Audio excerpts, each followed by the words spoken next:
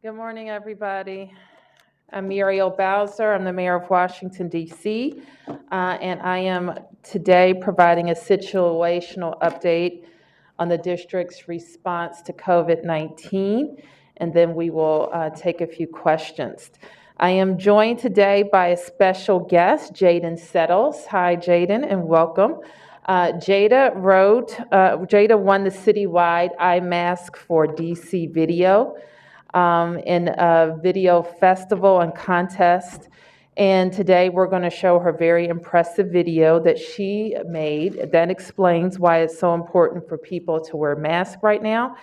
The competition was led by 5 of our community partners, the ARC Theater, Howard University's Department of Theater Arts, the Washington Informer, WHUR, and WPFW.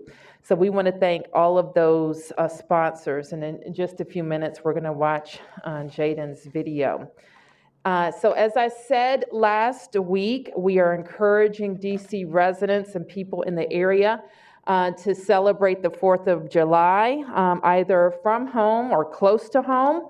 And so today we want to review some of our guidance on private gatherings. I'm joined by members of my team, and we will be happy to answer your questions. The guidance for hosting and attending private gatherings can be found at coronavirus.dc.gov/phase2. coronavirus.dc.gov/phase2.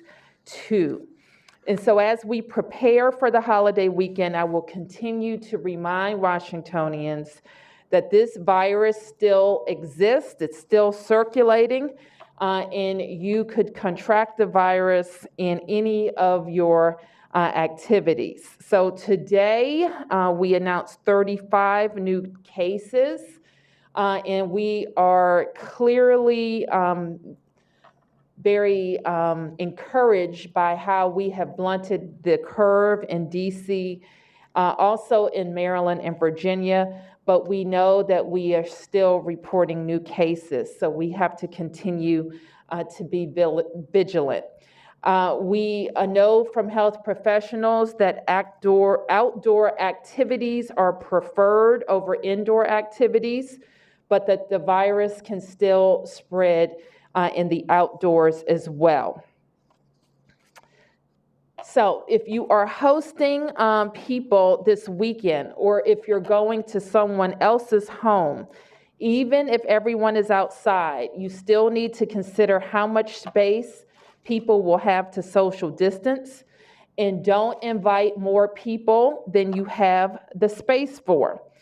And if you are invited to a gathering, but you get there and realize that it isn't safe to socialize, it's not safe for people to social distance, then you may need to make new plans for yourself and your family to keep yourself safe. So remember, when making your guest list and inviting guests, that you have space to accommodate everyone safely. And this may lead us all to a kind of a new set of questions to ask when we're invited someplace else. And this may seem awkward. You may have already done it. I certainly have done it. When being invited someplace, just simply asking, who else is going to be there? How many people are going to be there? And making sure that even your host knows everyone who is going to be there. And everyone needs to be responsible. If you invite people over on the day of the event, if someone in your household doesn't feel well, you have to cancel the event. Furthermore, you should remind your guests, if they aren't feeling well, then they should not come to the event. We all miss our family and friends, but in order to protect each other, we need to stay home if we feel sick. One cookout is not worth people getting sick that you care about, and people that they care about getting infected with the virus. So remember, your wellness on the day of the event and the wellness of your guest on the day of the event is paramount to an event proceeding or to their attending the event. If you're hosting, discourage people from gathering in groups. Also, keep a list of your guests in case it's needed for contact tracing. Ensure that your guests can practice proper hand hygiene. So have soap and water available, have hand sanitizer available. Limit the use of shared items. So consider that with everything that's used for hand washing, to getting food and drinks. Try to limit the use of shared items. Also consider providing cleaning supplies for your guests to wipe down and sanitize shared surfaces such as handles and bathroom items. Of course, we also want to remind you, if you feel sick or think you were exposed to the virus, you should get tested. And here is the testing schedule for the rest of this week. Our citywide testing sites will be closed on Friday and Saturday. So if you plan to go to one of the district-supported testing sites, please plan accordingly and go Tuesday, Wednesday, and Thursday. And then our citywide sites will reopen again on Monday. Our grocery and meal sites will also be closed on Friday in observation of the holiday. So we are encouraging residents who need to pick up groceries to do so between now and Thursday. So before we begin Jaden's video, I want to reiterate that there are very simple steps that everyone can take to protect yourself, to protect others, and to protect our city. And that is to wear a mask, keep 6 feet distance between you and other people, and to choose your activities wisely. When you go out, ask yourself, do I really need to be there? And with that, we're going to see Jaden's video.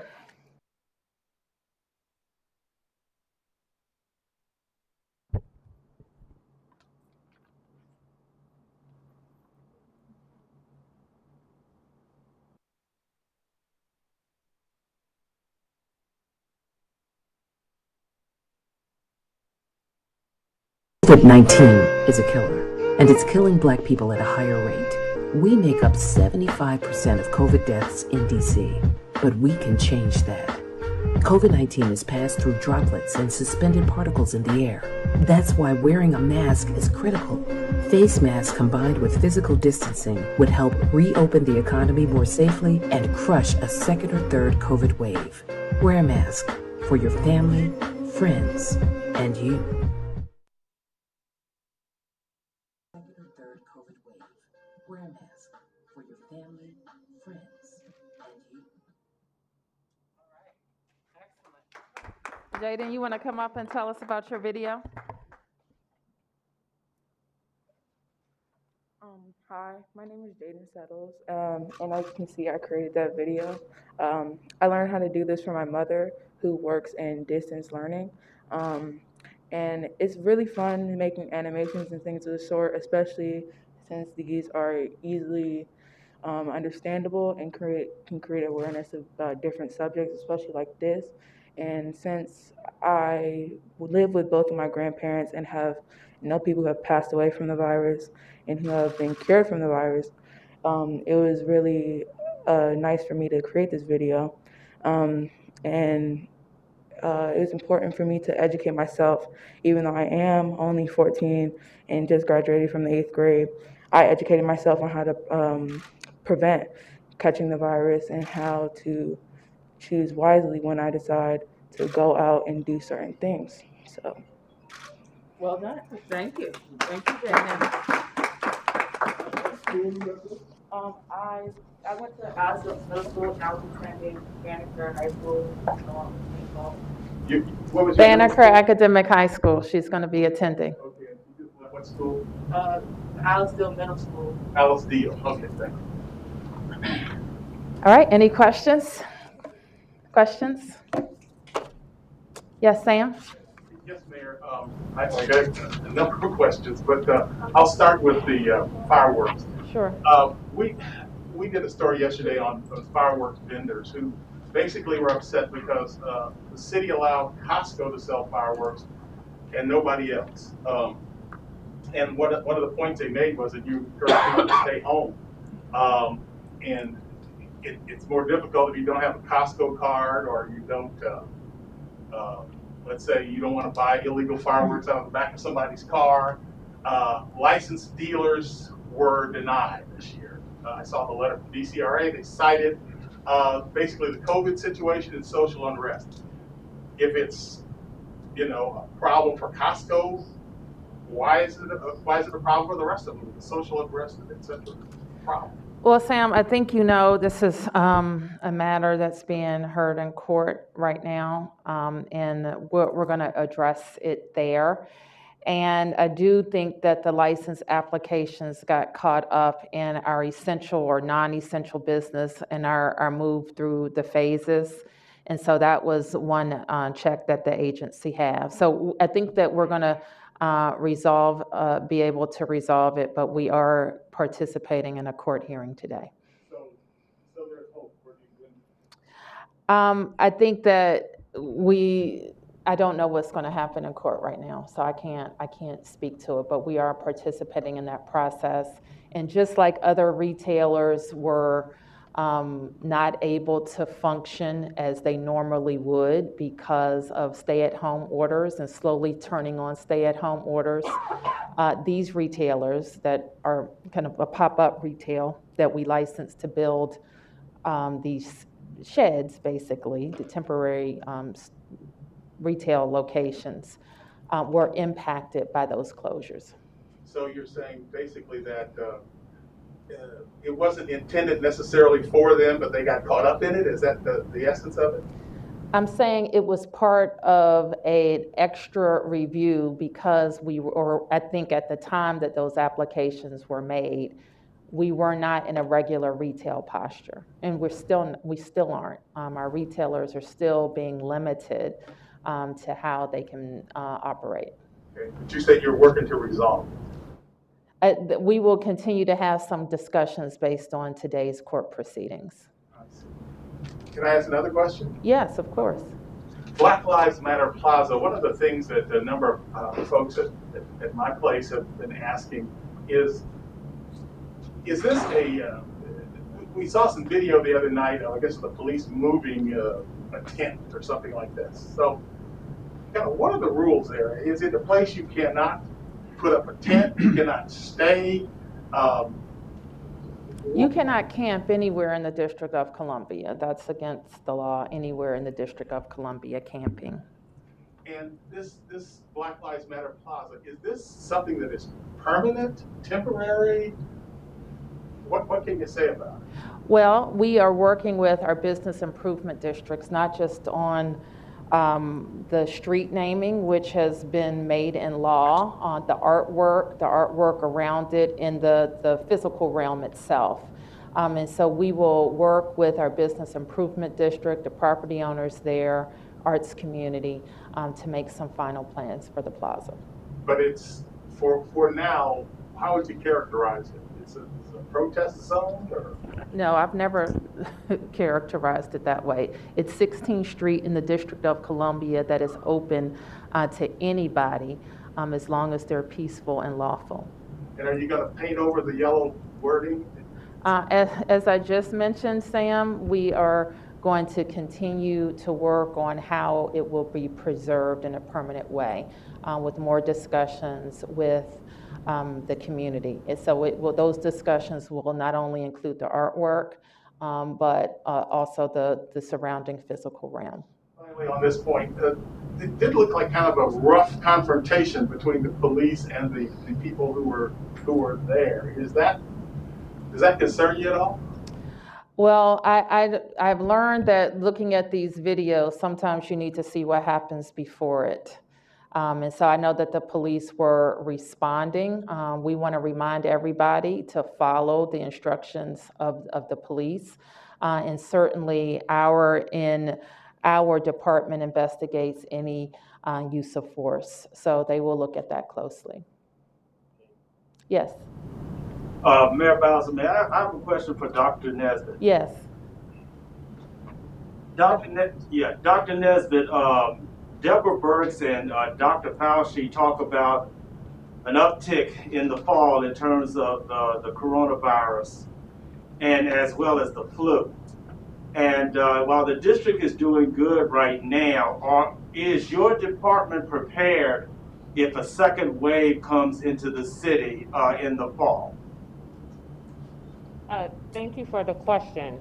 There are a number of things that we are doing in communicating with our healthcare partners, as well as our phased approach that we have outlined in working and communicating with the Reopen DC Advisory Committee and the recommendations that we make to Mayor Bowser.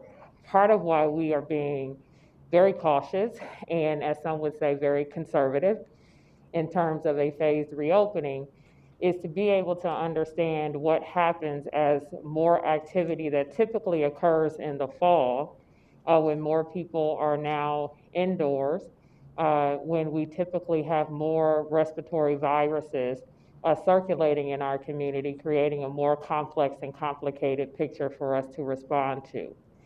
When I mentioned we are doing things now to prepare, we are working with our healthcare provider community in terms of what it looks like to ensure that we have a population that is vaccinated against influenza, to decrease the likelihood that we have an epidemic related to influenza in our community, We are also working with our healthcare provider community to ensure that our school-age population is vaccinated against all vaccine preventable illnesses. We are working with our healthcare community in terms of corresponding and communicating with them in terms of what our healthcare infrastructure looks like in terms of being able to respond to non-COVID related illnesses, those chronic disease management, being able to respond to urgent and emergent issues that are non-COVID related in our community in late summer, in the fall, et cetera. A lot of the planning that we've been doing with our universities and with our businesses helps them to anticipate what could happen in the fall and in the winter. So a lot of our preparedness efforts not only anticipates what could potentially happen with COVID, but also with influenza in the district. Yes, to follow up on that, I was wondering whether you are concerned about the states that are seeing a real spike right now. Have you thought about banning visitors from those southern or western states to the district? Are you concerned about Virginia entering phase 3? This is not a question that I don't get often. Part of, if you are observing the types of activities that we have permitted in phase 2, they are not the types of activities that have attracted tourists or the types of things that would promote tourism in the district. Most of the activities that we have activated in the district are geared toward our own residents and typical business activity in the district that are for us to be able to go about our daily activities. This is an approach that we were very strategic about. They don't necessarily draw people from, are not intended to advertise for people from those communities to come here. We have talked about if with a travel restriction from other communities, understanding how communities who have had those, there are some states who have had them for quite some time, what it takes for implementation and enforcement if there is a decision to move in that direction. But we have not contemplated that because the activities that we have heretofore have not been attractive for residents from those other states. Well, Mary, I want to ask you about the budget Charles Allen has proposed. I asked you last week, you said you didn't want to comment until you saw it. He reduced it by $15 million and then yesterday put out a thread on Twitter saying it's actually $33 million. And then he says this, in essence, unless money is transferred in by the mayor, there'll be an effective hiring freeze for new officers. Add attrition into the mix and force numbers will start to drop by about 200 officers. We're at 3,700 to 3,800 right now. What's your take on that? I think that we have submitted a budget to the council that reflects what we need in public safety. That includes policing, that includes job training, that includes all of our intervention efforts, that includes recreation. And we think decreasing the police force in this rushed way will have a negative impact on public safety. I'm sorry, So- I hear you say increase or decrease? Decrease. You said decrease, okay. So you're not in favor of this idea that you have? No, I'm not in favor of decreasing the police department with no consideration on how calls for service are going to be handled. So unless they're also prepared to tell residents to stop calling 911, I'm not sure who's going to respond to those calls. The police will continue to do it, but just recognize that it's going to take longer. I don't know that we're going to have any dramatic decrease in the number of calls for service. We have, over the course of time, in fact, with more people, more businesses, different activities, we see our calls for service go up each and every year. This week, just as one example, we are encouraging residents to call 311 when they have concerns about illegal fireworks, to take some of those calls off of 911. So I think that we are going to have a broader discussion over how long it will take to respond to calls. also says his budget reinvests in violence prevention, victim services, emergency housing, alternatives to prosecutions, restorative justice programs, reentry supports, taking money away from the police department, putting it into those programs. So do you see a big budget fight coming here with the council members and yourself? The council members have my budget. All of the agency directors have talked to members of the council. I got a chance to see some of their remarks yesterday, not all of them. I know they were meeting all day. And one thing I failed to hear throughout those remarks is that we've balanced a budget after taking an $800 million decrease in revenues. So this idea that some programs were shaved here or shaved there is certainly true, because that's what happens when you have to balance a budget that got an $800 million hit and turn it around in 2 or 3 weeks. So I think there will be changes that the council makes to the budget. They make changes each and every year. But I think they have to be very mindful that we're in a recession that has been produced by COVID, and it could carry us into next year. Although I'm very optimistic about our recovery, we are going to be recovering for a little while. Yes. If I could start with COVID and Sure. ask for Dr. Nesbitt, maybe she could answer this. Are you tracking, or can you give us data on the ages of people being hospitalized? And are you seeing what we heard national experts talking about recently, that they're seeing an uptick in the number of younger people who are being hospitalized now around the country? Are we seeing that here in DC? I can follow up with you on that, but as you know from our data, we are not seeing an increase in hospitalizations across I'm the wondering in district. that age demographic. Oh, we are not seeing an increase in hospitalizations across the district, including in any specific demographic. Our trends remain the same in the district. And any update on phase 3 metrics? I don't understand your question. Can you tell us what the metrics will be that hit phase 3 yet? I think, Mark, you understand that we posted on our dashboard last week. I did not see that. I Okay. apologize. All right. Thank you. And Mayor Bowser, could I ask you a non-COVID question? But I am going to elaborate on that. You do Please. recall us making it very clear to you last week that we do not anticipate that there is going to be a swift transition into phase 3, given the complicated factors associated with needing to see more of our cases being linked to one another, and there needing to be a situation in the district where we do not have widespread community transmission, which is not currently the case. Just because we have fewer cases does not mean that we do not have widespread community transmission.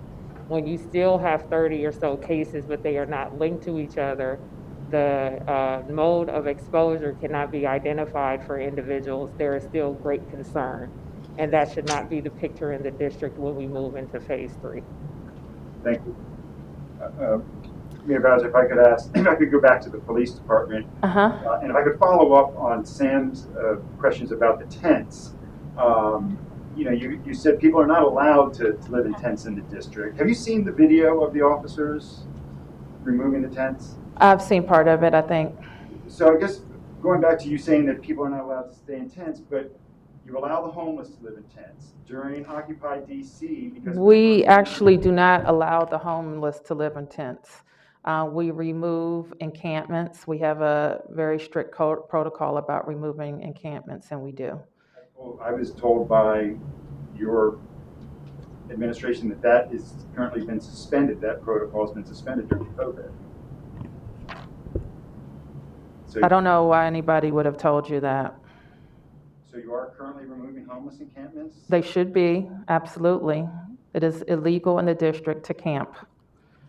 And we offer, and this is why, we offer shelter. Every person that you see sleeping on the street is offered and we have shelter available for them. A lot of the homeless are afraid to go to the shelters for fear of catching COVID. They should be afraid on the streets.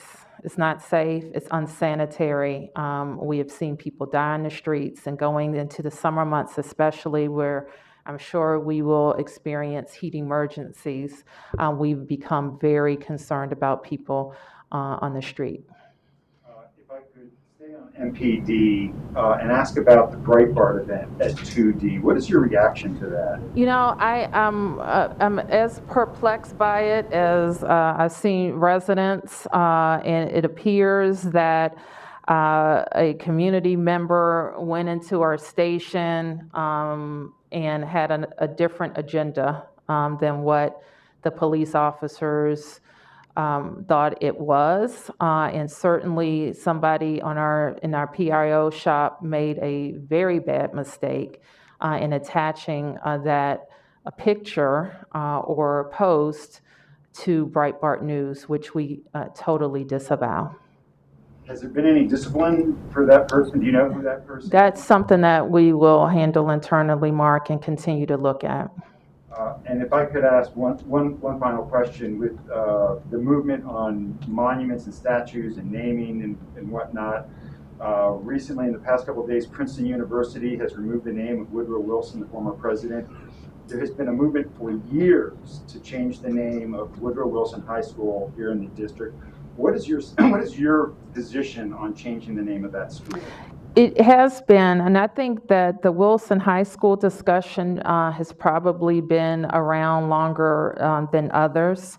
I think there's an opportunity for us to kind of step back and look at any statues or other historical references, like the naming of a school or rec center or any other types of things like that in the district, and step back and look at them holistically.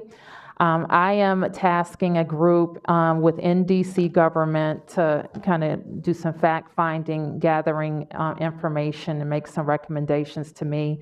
I anticipate that we'll have a broader community conversation and then move to act.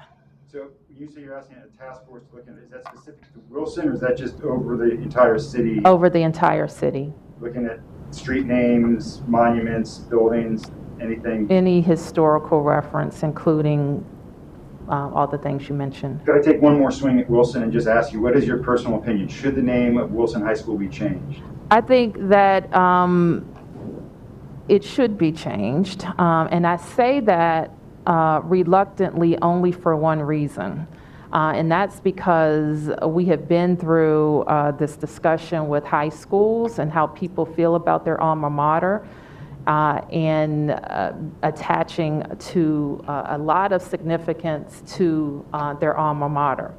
And I think that we have come in this time to an important moment where people are shedding that attachment. And so we know the legacy of President Wilson. I think that it has been appropriately disavowed. It's particularly impactful here in the district. It's the seat of the federal government, his legacy in segregationist policy. So I think that we are in that moment. I think that there may be a larger discussion to have, and I think it is appropriate to do it in an orderly way and to do it together. Yes, Sam. Mayor, the NAACP is moving to Washington. I think is that a done deal, or is that? We are very proud. I think it was reported yesterday that we've reached a letter of intent, so an agreement in principle as to how the NAACP can move to the district. I want to thank my team at DMPED, Deputy Mayor Falchicchio and his team, for getting both sides, our side and theirs, to some agreement about how we would advance. It's something we've been working on for a little bit, and I'm proud to say that it's going to happen at 14th and U. You know that we have been discussing for a number of years, actually before I became mayor, how the Reeves Center would be reimagined. It is a building currently that holds a number of government agencies. It's an inefficient building in a number of ways, and we want to see it reimagined. You know that Reeves at 14th and U was the brainchild of Mayor Marion Barry. If you haven't heard his story about how it came to be, I'll tell you one day. But he was very proud, and that building started in many ways the renaissance of the 14th Street corridor. So we know how important that building has been in the provision of municipal services. And so we still envision some municipal service provision there, but it will become home to a venerated civil rights organization in the NAACP. So we're very proud of that. DMPED will be issuing an RFP shortly, and we will look for development partners to develop the building with the NAACP. So I guess, Mayor, I'm curious, are you taking the building down or altering it, or? I think everybody thinks that there's no way to make it better, that it will have to come down and be rebuilt. Okay, so a new building there. And then the other question is, who sought who? Did you seek the NAACP or did they seek DC? I think our early conversations involved the NAACP looking to come to Washington, and we were looking to have them in Washington. Because I think our Baltimore station wanted to know, did they want to leave Baltimore or did Well, I won't get into that. I'll just say, who wouldn't want to move to the best city in the world? And certainly we're home to a lot of associations that have a national reach. You know Frank Reeves' connection to the NAACP, and so it's just it will be a wonderful marriage. Yes. I wanted to follow up about Virginia entering phase 3. Dr. Nesbitt, you said it'll be a little bit longer before DC enters phase 3 because you're looking for sporadic cases. So how does that affect DC if the region around us is entering phase 3 while DC might not be for a while? We've had several conversations in terms of our porous borders, in terms of the commuting patterns across the National Capital Region. It would be our hope that we would continue to make decisions across the National Capital Region in concert with individuals continuing to telework for as long as possible, with us continuing to delay having high-risk activities such as bars and nightclubs and large venues being operational across the National Capital Region until we have no to low evidence of community transmission, widespread community transmission across the National Capital Region. So it's been a discussion among the region to keep those venues and those activities closed? We have ongoing discussions across the National Capital Region, and we will continue to do that. Yes, ma'am. I know the Nationals want to start training again, possibly as soon as tomorrow, and have not received a waiver yet. Can you talk about what they need to do to get that waiver to train in their stadium and when that comes through? I think that we will be approving their waiver today, and there were just a few things. I mean, there's nothing remarkable. Is that right, Chris? Yes.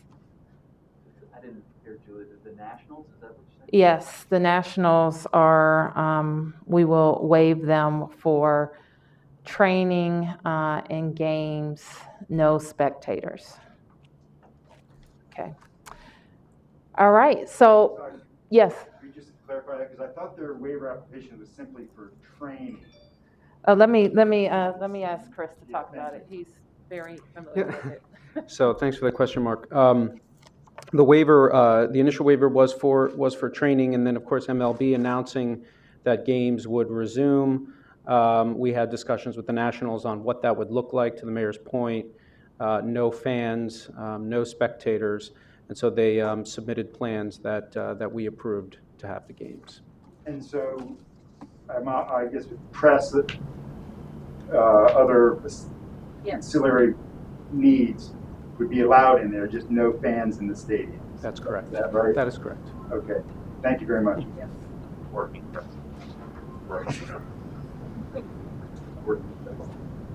So Paul Wagner, do you have anything to tell us?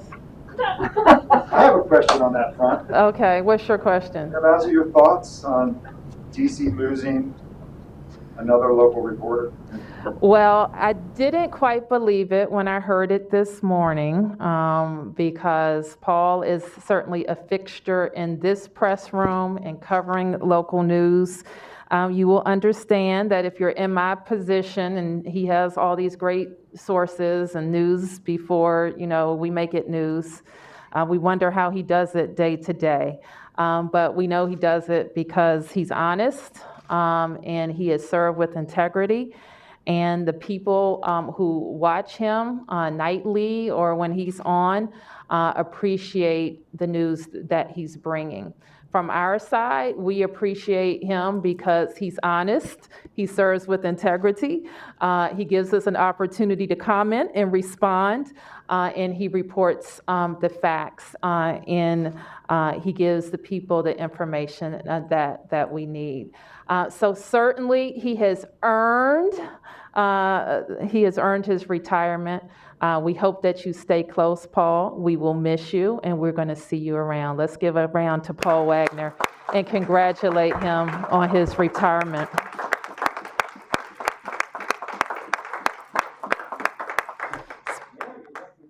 I love it. We love you. Good luck to you. Thank you. Stay around. Good. I don't plan on actually retiring. I'm Okay, going to keep my options open. good for you. I'm a storyteller at heart, and so I hope to continue doing that in some form or fashion.